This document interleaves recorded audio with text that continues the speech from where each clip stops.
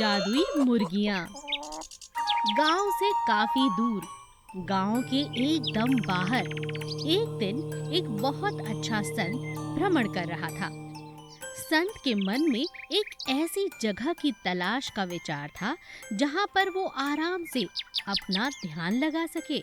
इसी विचार के साथ उस महान संत ने अपनी शक्तियों के जरिए एक जादुई गुफा का निर्माण किया और उसके अंदर बैठकर साधना और ध्यान लगाने लगे।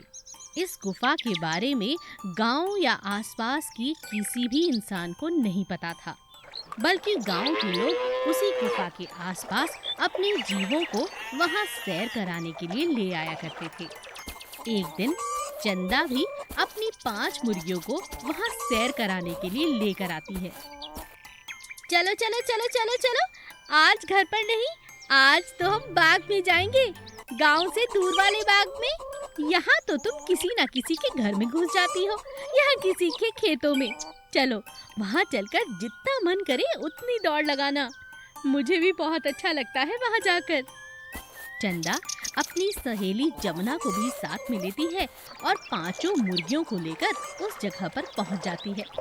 जमुना, मैं तुझे इसीलिए साथ में लेकर आई हूँ कि हम दोनों भी खूब मजे करेंगे। मेरी 5 मुर्गियों को घूमने फिरने का बहुत शौक है, पर तुम तो जानती हो, गांव में अगर किसी के घर चली गई ना तो कोई देने वाला नहीं। हाँ, ये तो तूने ठीक कहा चंदा, ये जगह अच्छी है, हम यहाँ रोज आ सकते हैं। हाँ, कल भी आएंगे। चंदा और जमुना को वहाँ बहुत मजा आता है। अगले दिन दोनों फिर से 5 मुर्गियों को लेकर वहाँ सैर के लिए निकल जाती हैं। लेकिन थोड़ी देर बाद दोनों इतनी बातों में मस्त हो जाती हैं कि मुर्गियाँ अचानक दिखनी बंद हो जाती हैं। चंदा को बहुत चिंता हो जाती है। अरे जमुना, मेरी मुर्गियाँ कहाँ गई? चल चल ढूंढते हैं। चंदा और जमुना मुर्गियों को ढूंढने लगती हैं। तभी अचानक उन्हें वो गुफा नजर आती है जहाँ पर संत तपस्या कर रहा था। अरे ये गुफा कैसी? मैंने तो पहले कभी यहाँ पर गुफा नहीं देखी। जरूर इसके अंदर मेरी 5 मुर्गियाँ होंगी। चंदा जोर जोर से आवाजें लगाने लगती है। अरे मेरी मुर्गियों, बाहर आ जाओ। चंदा की आवाज से अंदर बैठे हुए संत का ध्यान भटक जाता है और वो गुफा से बाहर आते हैं। नमस्कार। क्या बात है, तुम दोनों काफी परेशान लग रही हो। चंदा सारी बात संत को बताती है। संत अपनी गुफा में वापस अंदर आते हैं और देखते हैं कि 5 मुर्गियां उनकी खटिया के एकदम पास बैठी हुई हैं। संत बाहर आके चंदा से कहते हैं, तुम यहीं रुको, मैं अभी तुम्हारी 5 मुर्गियों को लेकर आता हूँ। एक एक करके 5 मुर्गियां बाहर आ जाती हैं। चंदा बहुत खुश हो जाती है और वो अपने घर जाने लगती है। तभी संत उससे कहता है, रुक जाओ, अब ये तुम्हारी मुर्गियां पहले जैसी नहीं रही, ये अब जादुई मुर्गियां हो चुकी हैं।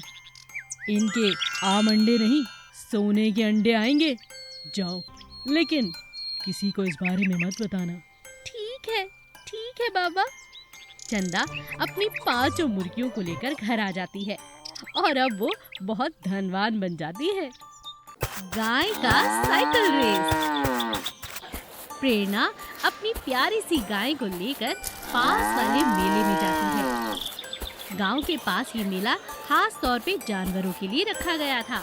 वहाँ पर जानवरों की बहुत सी प्रतियोगिताएं, उनके खाने पीने की चीजें और बहुत कुछ उपलब्ध था। प्रेरणा अपने गाय के साथ पूरे मेले में बहुत मजे करती है।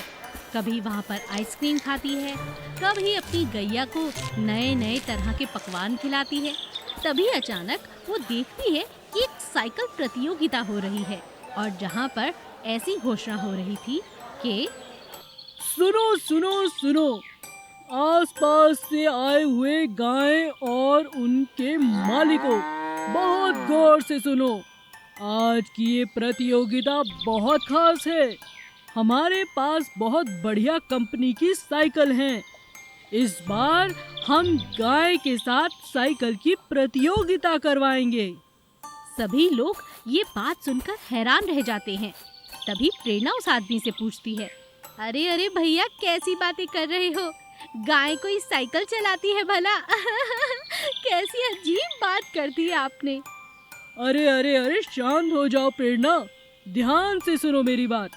ये जितनी साइकिल हैं, गाय को अपने मुंह में रखकर वहाँ जो रस्सी बंधी है, एक कोस दूर तक भाग कर जाना होगा।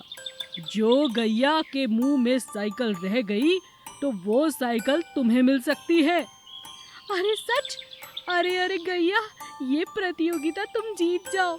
स्कूल जाने में तो मुझे बड़ी तकलीफ होती है चलने पर। कभी कभी बरसात भी हो जाती है। अगर साइकिल होगी तो समय पर स्कूल पहुंच जाऊंगी झट से। प्रेरणा बहुत खुश होती है।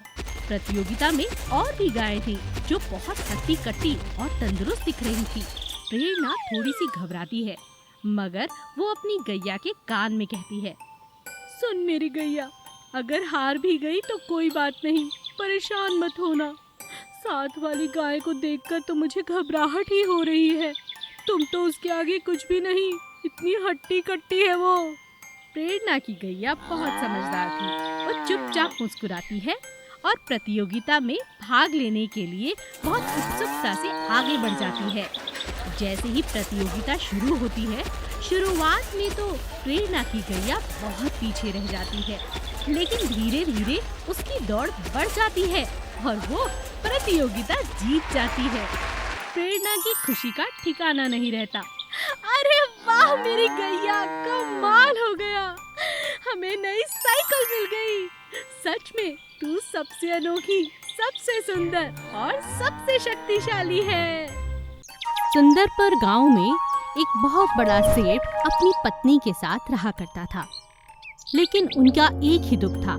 सब कुछ होने के बावजूद भी उनके पास कोई संतान नहीं थी। दोनों पति पत्नी पूरे गांव की सहायता करते, धन्य धान्य की किसी को कमी नहीं होने देते थे। सभी की मदद करने के बावजूद भी उनके घर में संतान हो ही नहीं रही थी। पत्नी बहुत उदास रहने लगी। एक दिन एक बड़े साधु उनके दरवाजे पर आए और भिक्षा मांगने लगे। सेठानी ने उन्हें बिठाकर अच्छे अच्छे पकवान खिलाए, उनकी खूब सेवा की। जाने से पहले सेठ और सेठानी को पंडित ने कहा, मैं तपस्या करने हिमालय जा रहा हूँ, ये मेरी ओर से भेंट स्वीकार करो। पंडित ने एक सुनहरी मछली सेठ और सेठानी को दी और कहा कि वो उसे एक बच्चे की तरह पालें। सेठानी ने पूछा, पंडित जी, इस मछली का मैं क्या करूं? पंडित ने कहा कि मछली नहीं बल्कि उनकी संतान है, इसका ख्याल रखना अब उन दोनों का फर्ज है।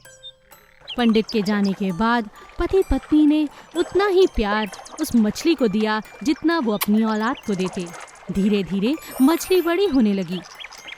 सेठ सेठानी ने एक बड़ा सा तालाब घर पर ही बना दिया था, जिसमें वो मछली रहा करती थी। जब मछली बड़ी हुई तो उसने अपनी माँ से बातें करनी शुरू कर दी।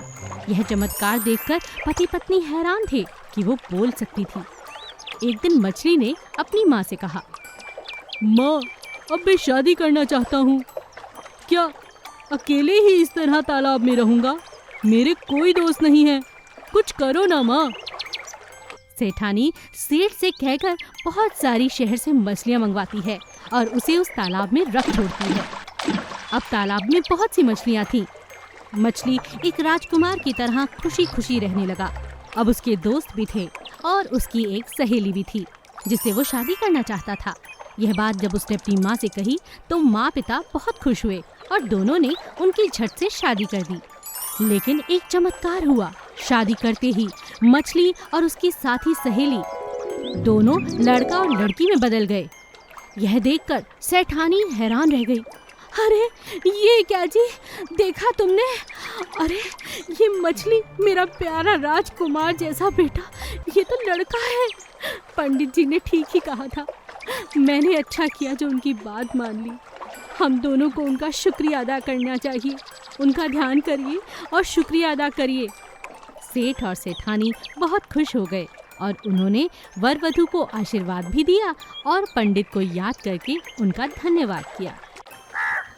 भाई का प्यार। नदी किनारे पंडित जी तपस्या करने के लिए रोज जाया करते थे।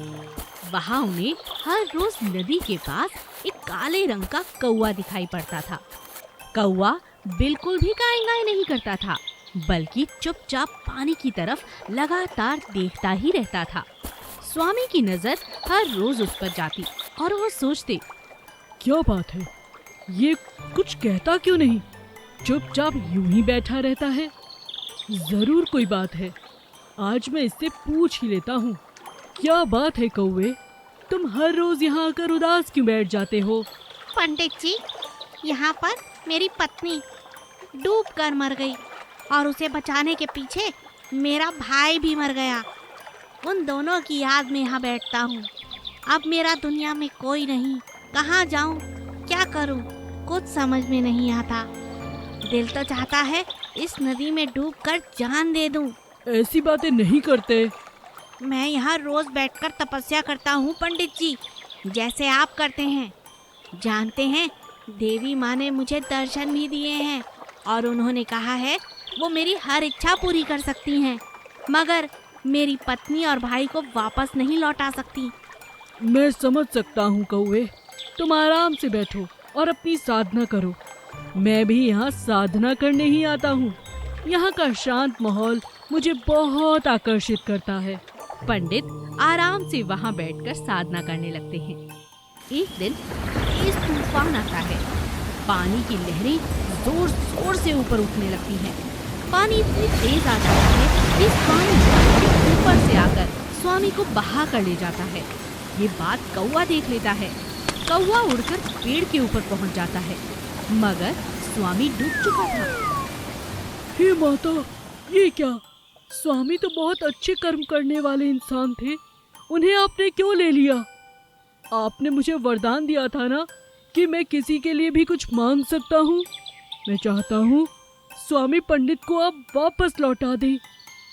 पानी से देवी प्रकट होती हैं और स्वामी को वापस लौटा देती हैं। स्वामी की जब आँख खुलती है तो वो हैरान रह जाते हैं। ये क्या? मैं तो डूब चुका था ना, मैं वापस कैसे आया? कौवे, क्या ये तुमने किया? जी महाराज, आप बहुत अच्छे हैं। आपका ये अनर्थ होता मैं नहीं देख सका। आप भी तो मेरे अपने हैं। यह बात देखकर पंडित बहुत खुश हुआ और उन्होंने एक वादा किया। देखो कौवे, तुम हमेशा कहते हो कि दुनिया में तुम्हारा कोई नहीं। आज से मैं तुम्हारा सच्चा मित्र हूँ। आज के बाद हम दोनों साथ में तपस्या किया करेंगे। चलो आज दूसरे गांव चलते हैं। अब कौवा हमेशा तपस्वी के साथ रहने लगा।